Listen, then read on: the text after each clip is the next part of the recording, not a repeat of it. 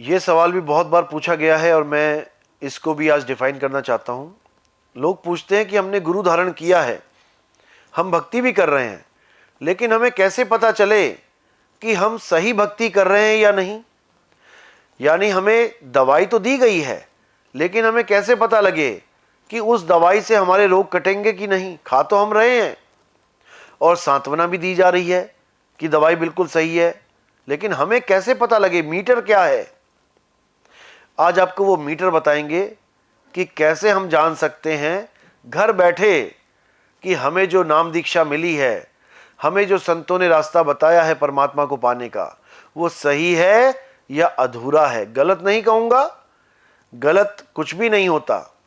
आप राम राम कर रहे हैं, आप वाहिगुरु वाहिगुरु कर रहे हैं, वो भी ठीक है, गलत नहीं है, लेकिन वो मार्ग अधूरा है। कैसे अधूरा है, कबीर साहब की वाणी के द्वारा इस भेद को जानेंगे। तो पहले मैं आपको समझा दूं, 4 प्रकार के गुरु होते हैं आध्यात्मिक गुरु। पहले प्रकार का गुरु होता है जो आपको चींटी की चाल की भक्ति करवाता है। चींटी की चाल की भक्ति क्या है? जैसे एक चींटी दीवार पे चढ़ने की कोशिश करती है और चढ़ती है, फिर गिर जाती है, फिर चढ़ती है, फिर गिर जाती है, फिर चढ़ती है, फिर गिर जाती है, करते करते करते मेहनत करते करते दीवार के टॉप तक पहुंच जाती है। इसी प्रकार बहुत से योगी अपने शिष्यों को चींटी की भक्ति करवाते हैं, चींटी की चाल की भक्ति।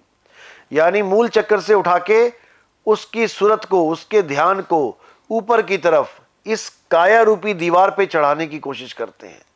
मूल चक्र से उठे स्वाद चक्र पे आ गए, स्वाद से उठे नाभि चक्र पे आ गए, नाभि से उठे हृदय चक्र पे आ गए, हृदय चक्र से उठे कंठ चक्र तक आ गए, कंठ से उठे त्रिकुटी तक आ गए, उसके बाद सहस्रार तक आ गए। तो ये चींटी की चाल होती है। दूसरे प्रकार के जो गुरु हैं वो आपको मकड़ी की चाल से जोड़ते हैं।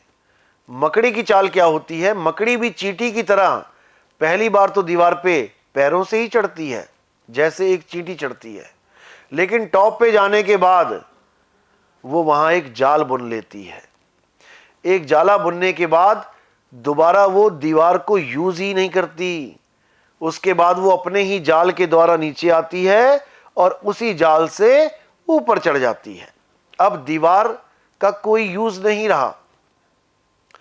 इसी प्रकार बहुत से साधक ये भक्ति करते हैं क्योंकि उनके गुरुओं ने उनको यही नाम दीक्षा दी होती है। जो चींटी की चाल वाले होते हैं वो कोई भी नाम जप के, ओम कलियम हरियम शरियम सोहम सत्यम, या फिर और कोई नाम, राम राम हरे हरे कृष्ण कृष्ण, कोई भी वाहिगुरु वाहिगुरु, किसी भी नाम को देके सूरत को धीरे धीरे ऊपर चढ़ाते हैं। जो मकड़ी की चाल वाले होते हैं ये पहले तो नाम जपवाते हैं, कोई भी नाम दे सकते हैं, ये ज्योत निरंजन, ओंकार, रारंकार, सोहंग, सतनाम, या फिर सतपुरुष, अकाल मूर्त, शब्द स्वरूपी राम, या फिर ओम कलियम हरियम शरियम, कोई भी नाम दे सकते हैं, या फिर कोई भी। तो ये पहले तो नाम जपवा के आपको त्रिकुटी तक पहुंचाते हैं, यानी चींटी की चाल वाली भक्ति होगी। उसके बाद उसको कन्वर्ट करवा देते हैं मकड़ी की चाल में, यानी अब जाल बुन लिया, अब सूरत ध्यान मकड़ी की चाल से चल रहा है, यानी ऊपर अनहद नाद को पकड़ लिया। मकड़ी का जाल क्या है? अनहद नाद की आवाज। उस आवाज को पकड़ के सूरत नीचे जा रही है, ऊपर जा रही है, नीचे जा रही है, ऊपर जा रही है, यानी मकड़ी की तरह। इस चाल को कहते हैं मकड़ी की चाल। ये भी पूर्ण चाल नहीं है, ये भक्ति भी पूर्ण भक्ति नहीं है। तीसरी भक्ति क्या होती है? श्वासों के साथ चलना, मछली की चाल। मछली की चाल क्यों बोला? क्योंकि मछली के पास एक गुण होता है कि पानी अगर इधर को बह रहा है तो मछली उल्टी छलांग मारती है। इसी प्रकार ये सूरत श्वासों के साथ जब चलती है तो उलट जाती है, फिर ये श्वासों के साथ ऊपर की तरफ जाती है, श्वास नीचे सूरत ऊपर। इसी को मछली की चाल बोलते हैं। इसमें गुरु लोग जो नाम देते हैं, कोई भी नाम दे सकते हैं। श्वासों के साथ सांस अंदर ली सो, बाहर छोड़ी हंग, श्वास अंदर ली को हंग, वो हंग, ओ हंग, रा म, सो हंग, कोई भी नाम दे सकते हैं। सतगुरु सतनाम, वाहेगुरु वाहेगुरु, कुछ भी दे सकते हैं। ओ शो कुछ भी दे सकते हैं, लेकिन फिर भी ये चाल अधूरी है, ये पूर्ण गति को प्राप्त नहीं करवा सकती। यानी चींटी की चाल, मकड़ी की चाल और मछली की चाल, जिसको जाप, अजप्पा और अनहद भी कहते हैं, ये तीनों ही आपको पार नहीं कर सकते। अब कौन सी चाल बची है? अब असली चाल जो है वो विहंगम चाल है। उस विहंगम चाल को जब आप जानोगे तो मकड़ी, मछली और चींटी, इन तीनों चालों को आप रिजेक्ट मार दोगे और सीधे विहंगम चाल से अपने परमात्मा तक पहुंचोगे, जिसके लिए कबीर साहब ने वाणी में स्पष्ट बोला, शब्द विहंगम चाल हमारी, कहे कबीर सतगुरदई तारी। चाबी मिल गई तुम्हें इस तीन लोक को खोलने की।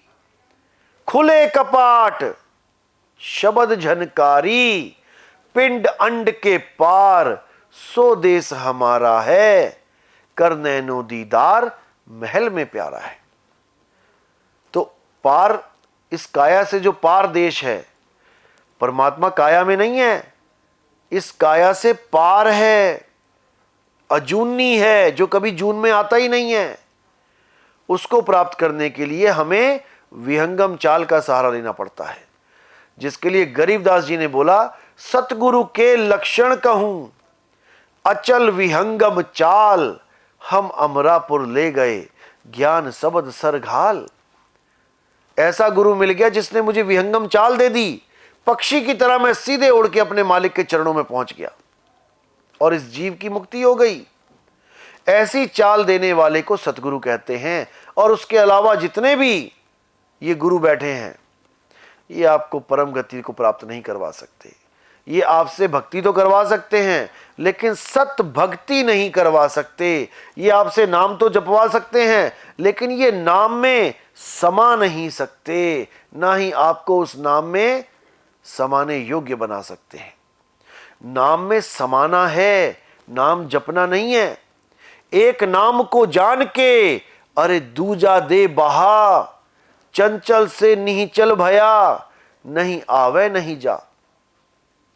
एक नाम को जान के, उस एक असली नाम सत्य नाम को जान के, उस आत्म राम को जान के, दूजा दे बहा, ये बोलने वाले, लिखने वाले, पढ़ने वाले नाम, इनको बहा देना है।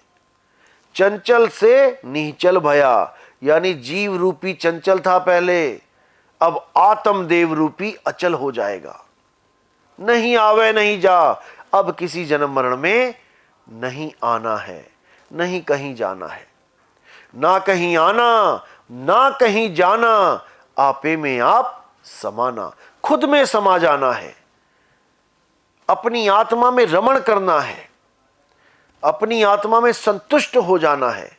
यही सत्य है, यही सनातन है, इसके अलावा सब झूठ है। तो कबीर साहब ने इन चारों चालों का भरपूर खुलासा किया और अपनी चाल को केवल और केवल विहंगम चाल बताया, ना कि ये ओम सोहंग जपने को विहंगम चाल बोला, ना कि ये ओम कलियम हरियम शरियम जपने को विहंगम चाल बोला। उनकी चाल विहंगम अचल है, अचल हो जाना है।